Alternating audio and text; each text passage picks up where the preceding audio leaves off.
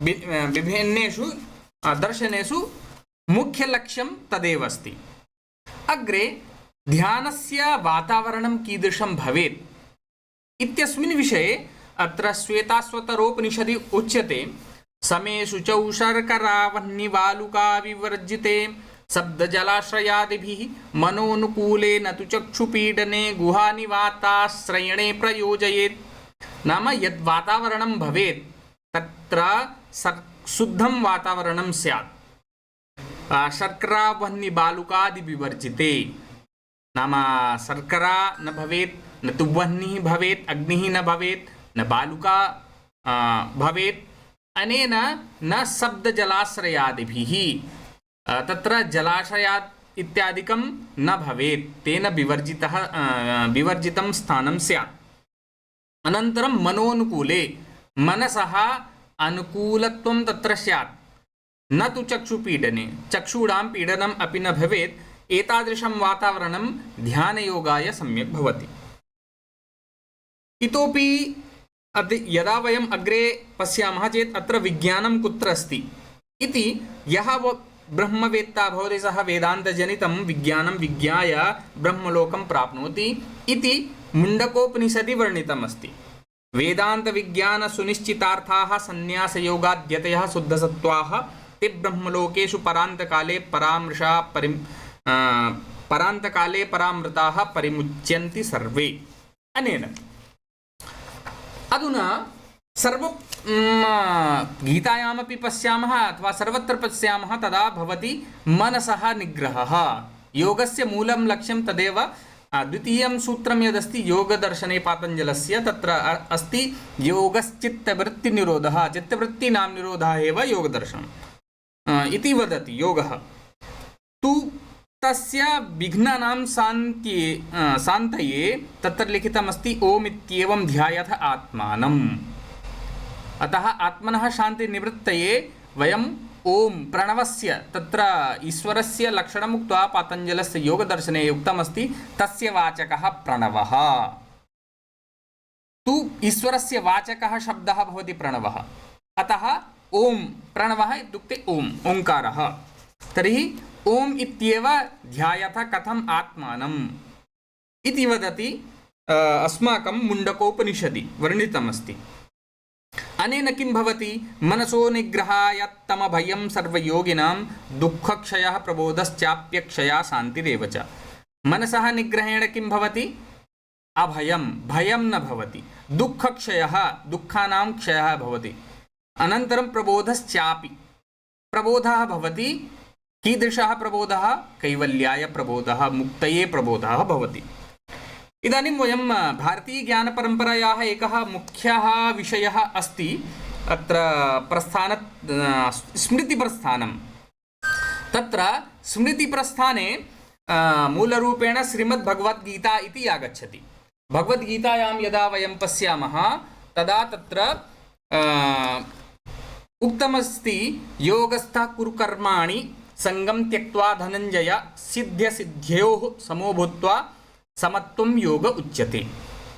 अनेन अत्र योगस्थः कुरु कर्माणि संगं त्यक्त्वा धनञ्जय अर्जुनं श्रीकृष्णः बोधयति न नाम समत्वं योगः उच्यते इति एका अत्र परिभाषा अस्ति। नाम लाभो जया जये इत्यादि तत्र वर्णनं कृत्वा तत्र वदति यत् एतस्मिन् विषये चिन्तनं न करणीयं।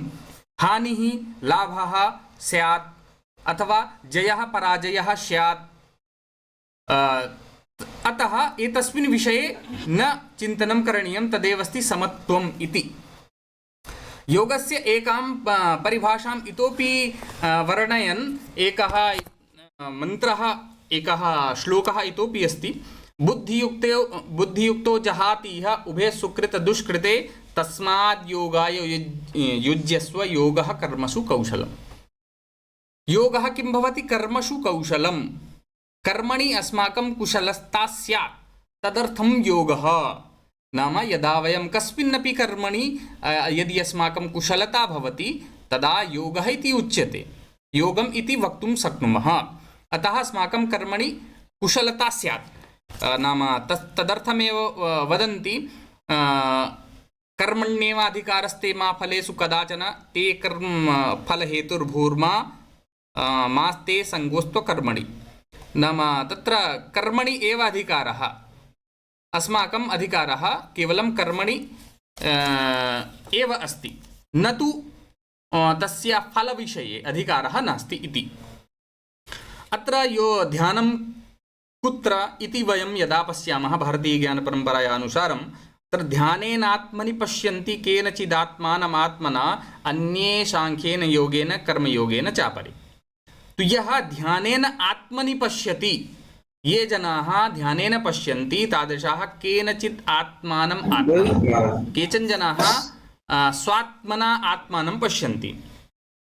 तु अत्र सांख्ययोगस्य विषये अपि अस्ति, कर्मयोगस्य विषये, ज्ञानयोगविषये, भक्तियोगविषये बहवः योगाः अत्र उल्लिखिताः सन्ति। किन्तु मूलरूपेण तत्र भक्तियोगस्य चर्चा षष्ठे अध्याये कृता अस्ति। किमर्थं? श्रेयो हि ज्ञानमभ्यासात् ज्ञानात् ध्यानं विशिष्यते। नाम अत्र जी महोदय। सर टाइम को सभी लोग को हम एक बात बताना चाहते हैं। सभी लोग अपना जो बना है एब्स्ट्रैक्ट, उसको एब्स्ट्रैक्ट को लेकर कंक्लूजन लेकर कम से कम 5 से 7 मिनट के अंदर ही कृपया करके अपनी बातों को रखें, ठीक है? अस्तु, एक निमेषे अहं समापयामि, केवलम् अथवा अर्धनिमेषे। अस्तु, यदि वयं भारतीयज्ञानपरम्परायाम् एव आगच्छति, पतञ्जलेः महर्षिणा योगदर्शनं, तत्र योगसूत्रे यदा पश्यामः तत्र सर्वेषां योग्यतानुसारं विविधाः उपायाः वर्णिताः सन्ति। ये भवप्रत्ययाः, उपायप्रत्ययाः उल्लिखिताः, अनन्तरं ये ईश्वरम् इति ब्रह्म इति चिन्तयन्ति तेषां कृते तत् विषयः अपि अस्ति, यतोहि तत्र लिखितं तस्य वाचकः प्रणवः, प्रणवस्य वाचकः वाचनं करणीयं। किन्तु सामान्यजनेभ्यः तत्र योगस्य 8 नियमाः, 8 सिद्धान्ताः उक्ताः। नाम 8 अङ्गानि उक्तानि। यम नियमासन प्राणायाम प्रत्याहार धारणा ध्यान समाधयो अष्टांगानि बोलना है इति। तु अत्र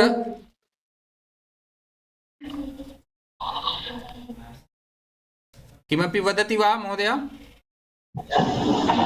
सर मुझे भी अपना स्ट्रिक्ट बोलना है, तो कैसे, मतलब आपके बाद में समय मिलेगा?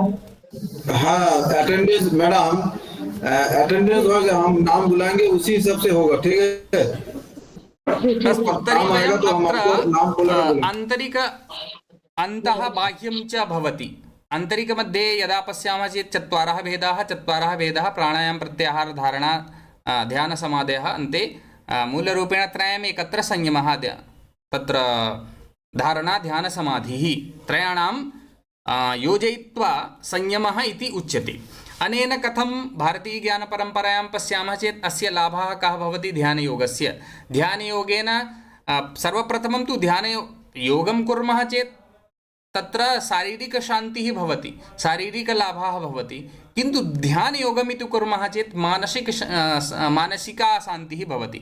मानसिकशान्तिं विना शारीरिकी शान्तिः भवति, तथापि किमपि कर्तुं न शक्नुमः यदा यावत्पर्यन्तं मानसिकं स्वास्थ्यं समीचीनं नास्ति। तदर्थमेव सुश्रुतसंहितायाम् आयुर्वेदस्य उल्लिखितमस्ति, आत्मेन्द्रिय मनः स्वस्थाः इत्यभिधीयते। तत्र आत्मा इंद्रिय मनः यदा स्वस्थः भवति तदा एव संज्ञा भवति। अस्तु, मन्ये समयः समाप्तः मम। धन्यवादः। अजय